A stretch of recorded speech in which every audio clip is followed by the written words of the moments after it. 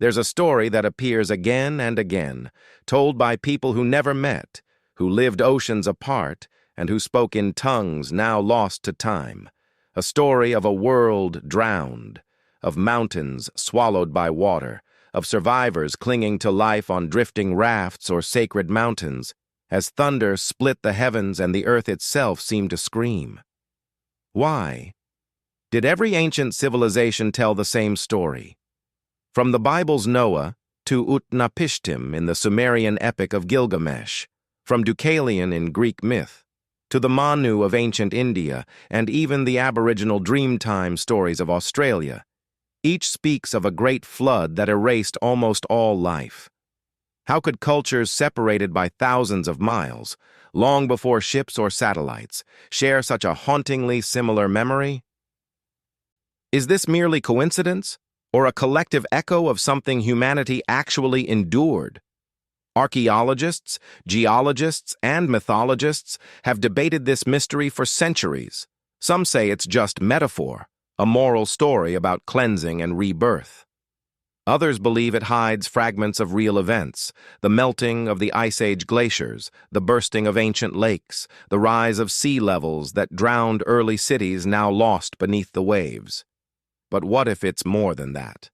What if these myths are fossilized memories, encoded stories passed down from the very dawn of civilization, when our ancestors witnessed nature's fury and survived by the smallest chance? Tonight, we dive deep into the forgotten layers of time to uncover what the great flood myths across cultures truly reveal about prehistoric humans, human evolution, and the lost civilizations that may have once thrived before the waters came.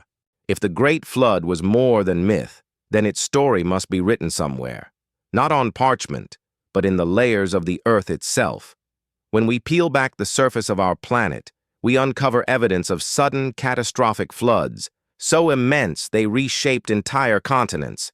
And the deeper we dig, the more these geological scars begin to align with the legends our ancestors told. 1. The end of the Ice Age, a world melting roughly. 12,000 years ago, as the last ice age drew to a close, the Earth underwent one of the most violent transitions in its history. Massive glaciers, miles thick, began to melt, releasing oceans of water into the land. In North America, the Laurentide ice sheet covered most of Canada and parts of the United States. Beneath it lay a vast freshwater sea, glacial Lake Agassiz. At some point, perhaps due to rising pressure or a seismic shift, the ice dam holding it collapsed. What followed was apocalyptic. A surge of water so vast it altered global sea levels, flooded vast plains, and sent shock waves through the climate. To the people who lived through it, it would have seemed like the world itself was drowning. This period coincides with what scientists call the Younger Dryas, a sudden return to near-glacial conditions around 12,900 years ago, a mysterious cooling event that lasted over 1,000 years. Some researchers propose it was triggered by a massive influx of meltwater disrupting ocean currents. Others suggest a cosmic impact, like a comet fragment, striking the ice sheets. Whatever its cause, this was a time when entire ecosystems were wiped out, and early humans were forced to adapt or perish. 2. The flood beneath the Black Sea. Across the ocean, in southeastern Europe, another mystery was buried under silt and salt. In the 1990s, marine geologists William Ryan and Walter Pittman proposed a radical theory that around 7,600 years ago, the Black Sea was once a freshwater lake surrounded by human settlements. As global sea levels rose after the Ice Age, the Mediterranean Sea breached the natural land barrier at the Bosporus Strait. The result? A catastrophic flood, hundreds of times more powerful than Niagara Falls, that swallowed entire valleys in a matter of weeks. To the farmers who lived there, watching the horizon disappear beneath an unstoppable wall of water must have felt like divine punishment. Ryan and Pittman's Black Sea Deluge hypothesis became one of the most compelling links between real geological events and the ancient flood myths told in the Near East, including the story of Noah, Gilgamesh, and other early Mesopotamian legends.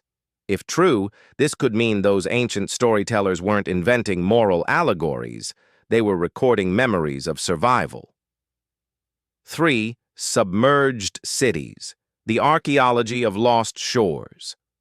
As modern technology advanced, sonar and underwater exploration revealed another chilling truth. The sea hides countless traces of what might have once been human civilization. In the Gulf of Cambay off India's west coast, sonar scans in the early 2000s detected geometric structures on the seabed, some resembling walls, steps, and grids. Though controversial, carbon samples from nearby sediments dated to around 9,000 years ago, long before the rise of Egypt or Mesopotamia. Further west, off the coast of Japan, the mysterious Yonaguni Monument lies submerged beneath 25 meters of water. Massive stone terraces and steps form what some claim to be the ruins of an ancient city, possibly built before the last ice age ended. Even in the Americas, legends align. The Maya, Aztec, and Inca spoke of floods that destroyed the first worlds before humanity began anew. In the Pacific, Polynesian oral traditions tell of gods who flooded islands to punish prideful people. The same story, told across continents and millennia. 4. The DNA of catastrophe. Science has also left its genetic fingerprints on this global memory. Around the same period, 12,000 years ago, human populations show evidence of a bottleneck, a sudden reduction in genetic diversity. This suggests something happened that drastically reduced our numbers. Whether caused by natural disaster, famine, or a great flood, humanity came perilously close to extinction, and then, astonishingly, rebounded. The survivors became the ancestors of modern civilizations, and perhaps in their attempts to remember and warn future generations, they encoded the trauma into stories of divine retribution and cleansing floods. 5. Myth as memory, the neuroscience of storytelling. Modern anthropology and cognitive science suggest that myth can serve as a mnemonic device, a way for pre-literate societies to encode real survival knowledge into symbolic stories. By repeating and ritualizing these tales, tribes ensured that crucial memories like "Beware the ocean's wrath" or "Move to high ground" were never forgotten. Thus, when the Sumerians told of Enlil's flood, when the Hebrews spoke of Noah's Ark, and when the Chinese described Gong Gong breaking the pillars of heaven, they might all have been reinterpreting the same ancestral trauma, filtered through culture, religion, and fear. 6. The flood as evolutionary catalyst. Every catastrophe forces change, and in the case of the post-Ice Age floods, that change was profound. As coastlines shifted, humans migrated inland. The need for cooperation in rebuilding led to agriculture, settlement, and the birth of civilization. In a cruel irony, it was destruction that paved the way for progress. The Great Flood, then, may not just be the memory of an ancient disaster, it could represent the very moment humanity was reborn. The line between myth and history, it seems, is not a wall, but a tide, rising and falling, always erasing, yet always leaving something behind. The memory of water, humanity's first global story. Imagine standing on a prehistoric shoreline 12,000 years ago. The air is heavy with salt and fear. The sea, once distant, now creeps inland day by day. Your tribe has no written words, no science, only stories.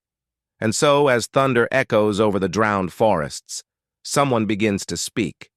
The gods are angry. The world is washing itself clean. That story would spread, not as mere superstition, but as a memory carved into the soul of humankind. 1. Floods as a universal memory. Every ancient civilization we know of, everyone, carries a flood narrative at its roots. Not a drought, not fire, not famine, but water. Why? Water is both creation and destruction. It gives life, but it also erases. To a prehistoric mind, watching the sea rise meant watching the end of everything familiar. The forests where they hunted, the plains where mammoths roamed, the paths that led home. Across continents, we find hauntingly similar stories. In Mesopotamia, the god Enlil decides to drown humanity for its noise. One man, Utnapishtim, is warned by Ea, builds a massive boat, and survives, a tale that would later evolve into the story of Noah's Ark in the Book of Genesis.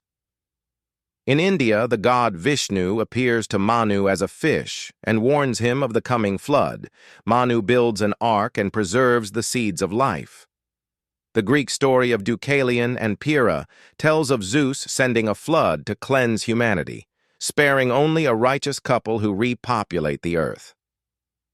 The Maya Popol Vuh speaks of earlier creations of humankind being wiped away by floods when they failed to honor their gods. The Aboriginal Australians tell of ancestral beings flooding the land to reshape it, creating rivers, valleys, and islands that remain to this day, cultures that never met, myths that rhyme across oceans, coincidence, or shared history. 2. The sea that took everything. Let's return to the end of the Ice Age, when massive ice sheets locked up nearly 400 feet of sea level. As the climate warmed, meltwater poured into the oceans, submerging what were once fertile coastlines. Archaeologists now estimate that nearly 20 million square kilometers of land, territory our prehistoric ancestors once walked, now lies beneath the sea. Imagine what was lost there: villages, temples, trade routes, even early cities. If civilization began along the coasts, much of that story is now hidden beneath hundreds of feet of water, making it appear as if human history began suddenly around 6,000 years ago, when in truth, it may only be that we've lost the earlier chapters. In places like Doggerland, the now submerged plain that once connected Britain to mainland Europe, scientists have found remnants of human tools, animal bones, and forests buried beneath the North Sea. To those ancient people, the flood that swallowed their homeland would have seemed eternal. It's no wonder that generations later, their descendants spoke of a punishment from heaven. 3. The cataclysmic trigger. Some scientists argue that the Younger Dryas cooling event was triggered by an extraterrestrial impact. Around 12,900 years ago, fragments of a disintegrating comet may have slammed into the North American ice sheet, vaporizing ice and soil, igniting wildfires, and unleashing unimaginable floods as the ice melted almost overnight. This idea, known as the Younger Dryas impact hypothesis, remains controversial, but evidence keeps accumulating. Microscopic spherules, nanodiamonds, and shocked quartz found across multiple continents, all suggesting a massive, sudden blast event. If true, humanity at that time, scattered hunter-gatherer tribes, would have witnessed a literal apocalypse. Fire from the sky, roaring floods, black rain, and endless darkness. From such an event, the memory of a divine punishment and global flood could easily have been born and carried across thousands of generations. 4. The birth of survival myths. For prehistoric humans, storytelling wasn't entertainment, it was survival. Oral tradition functioned as both warning and instruction manual. When the elders spoke of a great flood that once swallowed the world, they weren't describing gods, they were describing experience. By framing catastrophe in myth, the message could endure: the world can drown again. Be ready. This mechanism explains why the flood story appears in cultures far apart. Because the trauma of the Ice Age's end was global. Every shoreline community, from Southeast Asia to the Mediterranean, from the Americas to Africa, would have faced rising tides, collapsing ecosystems, and migrations inland. Myth became the survival code of prehistory, a way to teach descendants how fragile civilization truly is. 5. The archaeology of memory. The flood myths, then, may not describe one event. but many. A tapestry of overlapping catastrophes stitched together by human memory. Consider the pattern. Around 10,000 BCE, meltwater from the retreating ice sheets floods North America and Europe. Around 7,600 BCE, the Black Sea deluge drowned settlements. Around 6,000 BCE, rising seas reshaped South Asia and Australia's coasts. Each of these regional floods left scars not only in geology, but in story. Archaeological evidence continues to emerge from the ocean floor: submerged forests, megalithic structures, even ancient riverbeds that once nourished people long before recorded history. We might never know their names, but their fears, their awe, their myths still flow through us. 6. The flood as the dawn of civilization. When the waters receded, humanity changed. Those who survived began building differently, higher, stronger, together. We see the first signs of monumental construction soon after these cataclysms. Göbekli Tepe in Turkey, built around 9500 BCE, a ceremonial site of massive stone pillars carved with animals and celestial symbols. Some archaeologists believe it was created by survivors of the floods, an attempt to make sense of chaos, to reach out to the heavens that had once drowned them. Perhaps the flood didn't just destroy. Perhaps it birthed civilization itself. For the first time, humans gathered to remember, to build temples, record stories, and map the stars, trying to ensure that the next time the world turned against them, they would be prepared. 7. The emotional core. There's a reason these myths still move us, because deep down, we remember. We inherit not just DNA from our ancestors, but their fears, their hopes, their stories. When we read about Noah's Ark or listen to the Aboriginal Dreamtime, we're not reading fantasy. We're touching the emotional fossils of our species. Each story is a ripple from the same ancient storm, and just as prehistoric humans rebuilt after the flood, each of us carries that same resilience. The myth of the Great Flood isn't just about destruction. It's about rebirth. The hidden truth. Beneath the waves. By now, one thing is clear. The Great Flood myths are not isolated fables. They are the echo of an event or many events that shaped the destiny of humankind. But the deeper we look, the more tangled the truth becomes. What exactly do these myths reveal, and what are they hiding?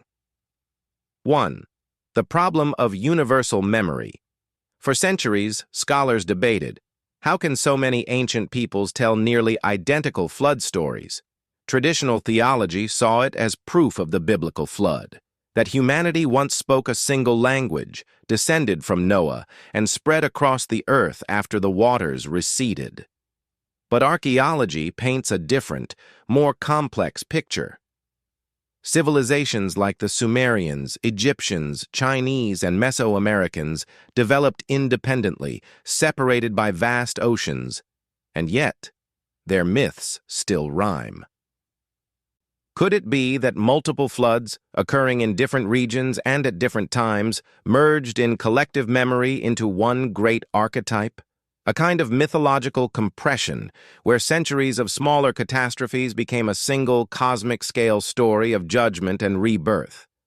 Carl Jung called this kind of shared pattern an archetype, a symbol embedded deep in the collective unconscious. The flood, he suggested, represents not only physical destruction, but also the psychological cleansing of humanity, a reset of the human soul. So maybe the flood myths endure because they describe something both literal and symbolic, a world that must drown in order to be reborn. 2.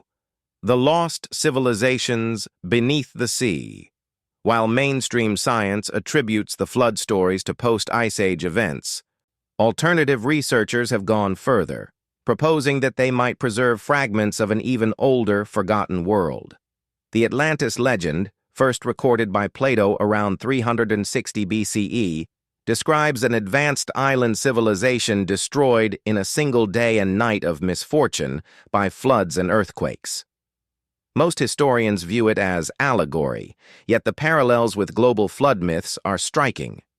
Similarly, ancient Tamil texts speak of Kumari Kandam, a great landmass south of India that was swallowed by the sea. The Maya legends of Aztlan, the White Island of origin, mirror the same imagery. Are these coincidences, or blurry memories of coastlines lost when the sea rose? Modern sonar surveys and satellite mapping have indeed revealed suspicious anomalies, possible ancient structures, off the coasts of Japan, India, the Mediterranean, and even the Caribbean. While many turn out to be natural formations, some remain unexplained.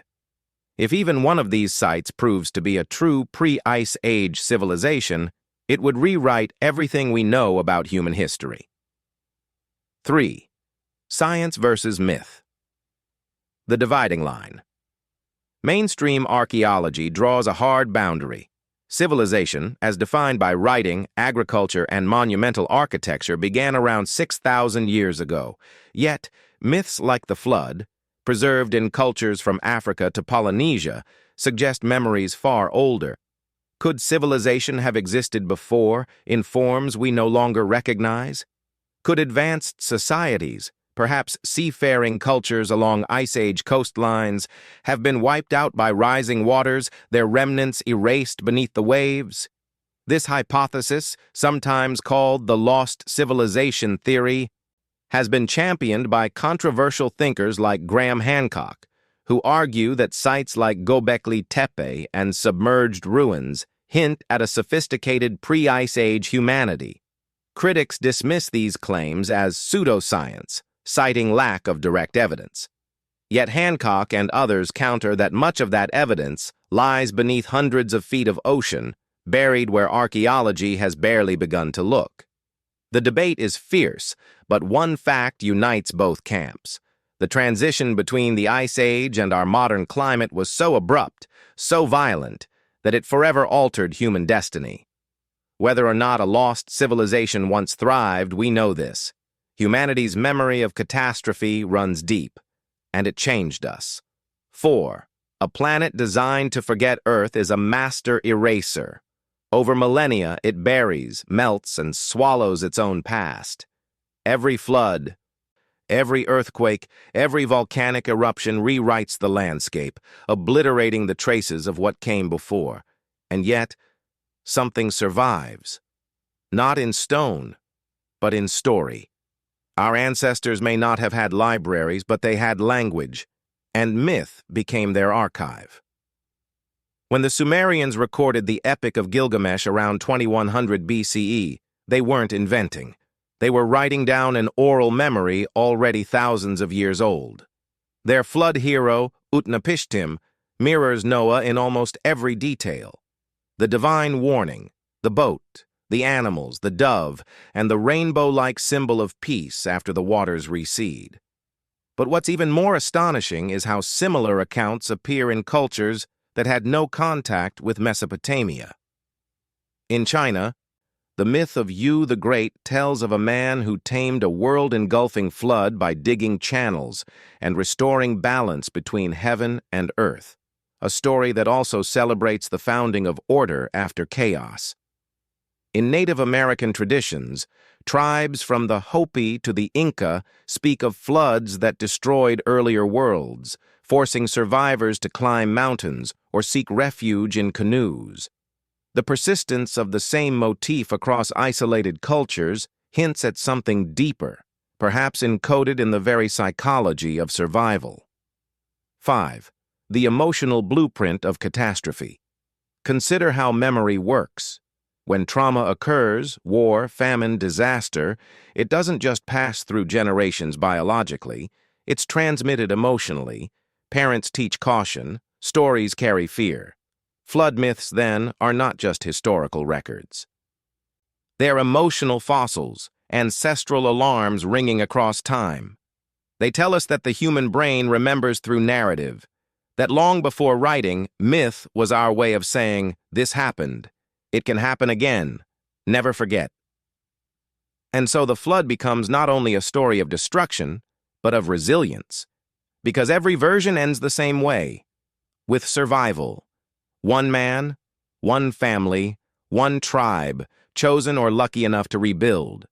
That pattern, destruction followed by rebirth, is the DNA of civilization itself. 6. The archetype of rebirth. Psychologically, the flood symbolizes the end of one cycle and the beginning of another. It appears in almost every major religion. The Bible's flood cleanses the earth of corruption. The Hindu flood purifies humanity to begin a new age. The Egyptian deluge marks the rebirth of the Nile's fertile lands each year. Even in Buddhism, the flood represents the overwhelming tide of ignorance to be crossed by enlightenment. It's as if the human psyche needs the flood, needs to imagine everything being washed away so that renewal can begin. From a symbolic standpoint, the Great Flood isn't just about what happened long ago. It's about the cycle of existence itself: death, purification, rebirth. Civilizations rise and fall like tides. Consciousness drowns and resurfaces. Perhaps that's why these stories endure, because they describe not just the planet's history, but our own internal evolution. 7. The unanswered questions. Yet, mysteries remain. Why do so many ancient flood myths refer to stars falling, or fire from heaven, or the sky breaking apart? Imagery eerily similar to descriptions of comet impacts. Why are there ancient maps, like the Piri Reis map, showing parts of Antarctica without ice, as if drawn before the last glaciation? And why do megalithic sites worldwide, Göbekli Tepe, Stonehenge, the pyramids, align so precisely with celestial events, as if they were built by people desperate to track time, perhaps to predict another flood? These unanswered questions are what make the Great Flood myth more than legend. It's a cipher, a message left by prehistoric humanity, half scientific, half spiritual, warning us that our world has drowned before and could again. The Great Flood and the lessons, hidden in humanity's deep memory. Every ancient flood story ends with the same image: a sunrise. The waters recede, the survivors step out from their refuge, and the world, though scarred, is new again. It's a powerful metaphor, and perhaps a warning. Because in the end, the Great Flood myths aren't just about what was, they're about what always is. 1. Flood as a cycle, not a one-time event. Civilizations rise like tides and fall the same way. To our ancestors, the flood was the most terrifying force of nature imaginable. To us, it's something subtler. The floods of war, misinformation, climate change, greed, and extinction, each wave threatening to drown the fragile structures of modern life. Yet, each flood also forces evolution. When the world collapses, something new emerges. The Ice Age ended in catastrophe, but it gave birth to agriculture, cooperation, and civilization itself. Without destruction, there is no transformation. Just as ancient humans rebuilt after the deluge, we too are standing at the edge of our own flood, one made of melting ice, rising seas, and the consequences of our own creation. Perhaps the flood myth is not only a memory, but a mirror, reflecting who we are today. 2. What the flood reveals about human nature. If we strip away the divine punishments and miracles, the flood myths reveal something deeply human: resilience. Every version centers on a few who endure the unimaginable, who preserve knowledge, compassion, and life itself. They don't survive because they are the strongest. They survive because they listen. Noah listened. Manu listened. Utnapishtim listened. They heard the warning before the storm and acted. Maybe that's the real message our ancestors were trying to pass down. The world always whispers before it screams. In other words, those who observe, adapt, and remember, the storytellers, the dreamers, the builders, are the ones who carry civilization forward after the flood. And maybe that's why storytelling itself became sacred, because the story is the arc. 3. The Flood, as collective healing psychologists, have long noticed how myths help entire societies process trauma. For prehistoric humans, the Flood story wasn't simply about punishment. It was therapy. After facing the loss of entire worlds, our ancestors needed meaning. They turned chaos into narrative, grief into myth, and through that act, they transformed despair into something life-affirming, a story of renewal. This is what separates us from other animals. We don't just endure catastrophe, we remember it symbolically. By telling it again and again, we learn to heal from it. Perhaps that's why flood myths persist even in our modern storytelling. Films like Interstellar, 2012, or Noah, where humanity confronts extinction only to rediscover its purpose. We keep retelling the same ancient warning in new languages. 4. The return of the waters. Now the irony of our age is haunting. The same forces that shaped those early floods, melting ice, climate shifts, unstable seas, are awakening once again. Satellite data shows that glaciers in Greenland and Antarctica are retreating at record speed. Coastal cities, from Jakarta to Miami, already face rising tides. Entire island nations may vanish within a generation.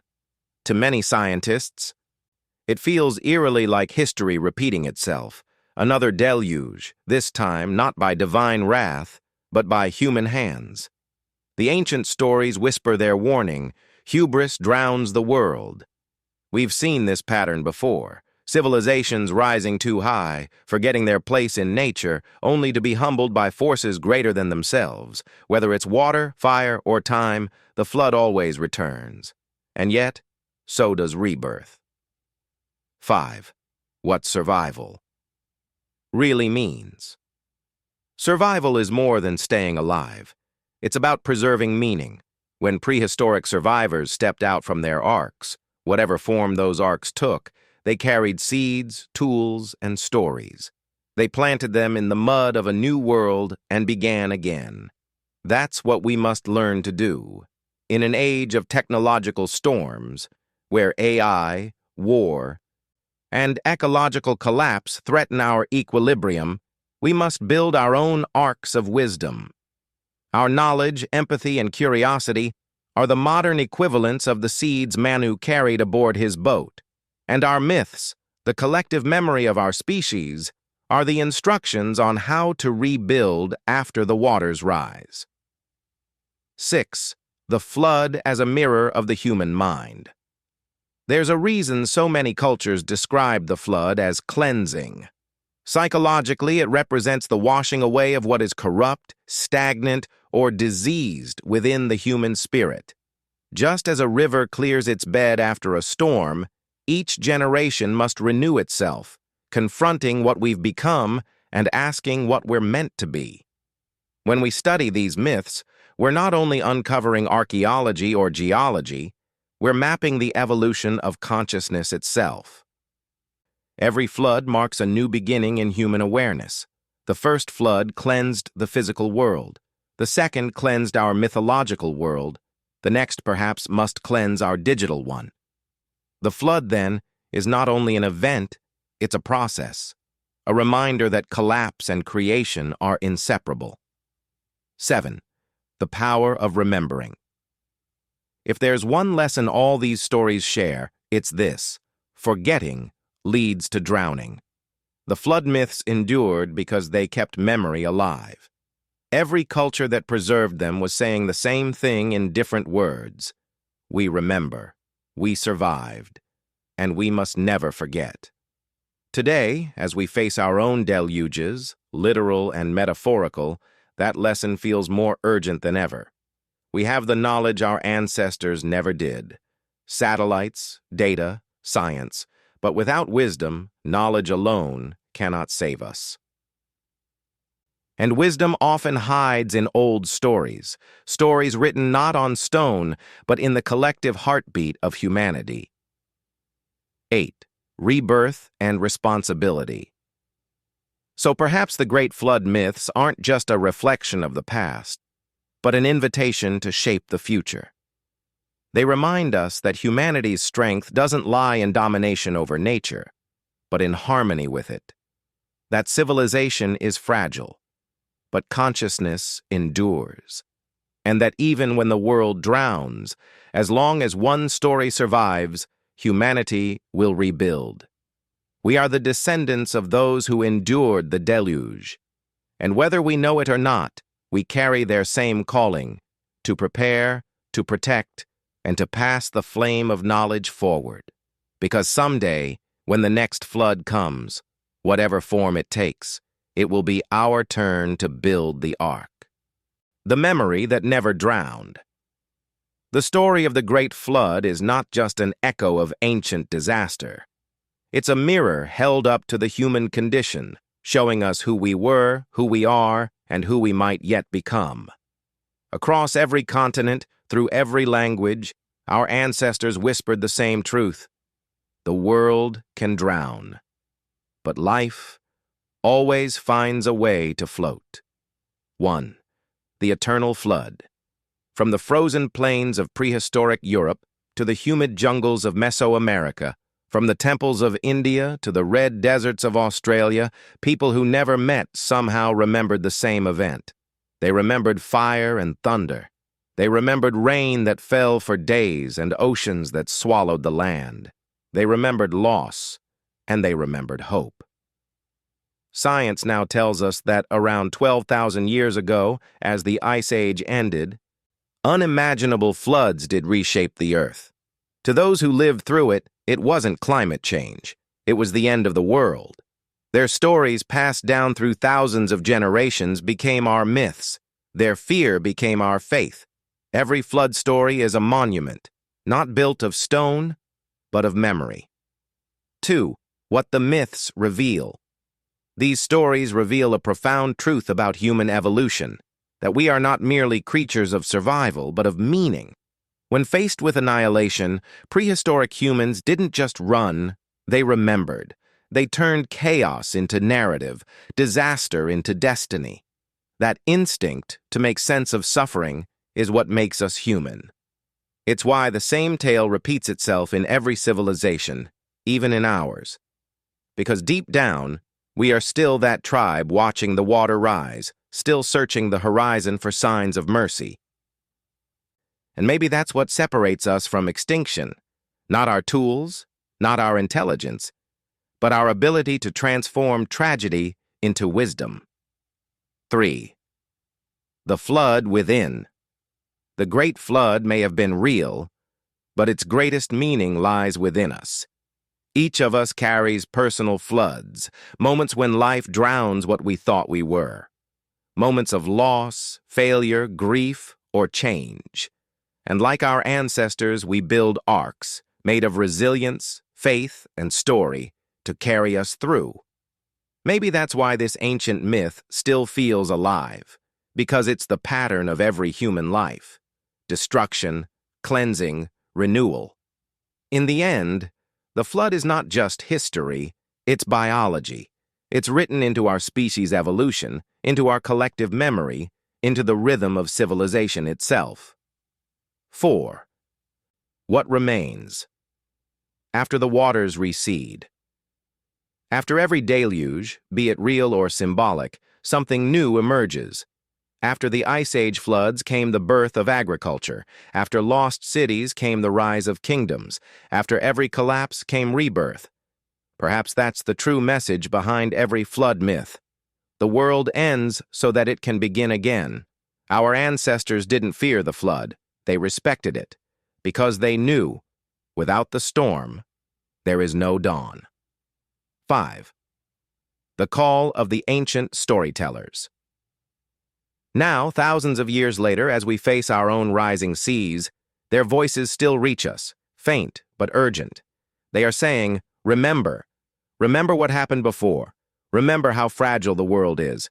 Remember that survival is not guaranteed, but hope always is. The great flood myths are not just warnings of destruction. They are blueprints for renewal. They remind us that humanity's strength is not in avoiding disaster, but in rising after it. 6. The final reflection. So when you hear the rain fall or watch the tide crawl up the shore, think of the people who first told these stories. Think of the hunter who lost his home to the rising sea, but told his children, "Once the ocean came for us, but we survived." That one sentence became a legend. That legend became a religion. That religion became a civilization. All from one person who refused to let the memory drown. 7. The open question. And now the question returns to us. If the flood came again, not of water, but of chaos, what would we choose to save? Our technology, our cities, or our stories? Because in the end, stories are the only arcs that never sink. 8. Closing words. The Great Flood is not just a tale of destruction. It is the heartbeat of humanity's evolution.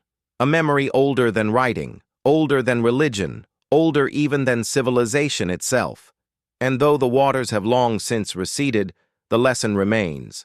To survive is human, but to remember is divine. Do we truly understand our past, or are we still hearing the last echoes of a world that drowned before history began?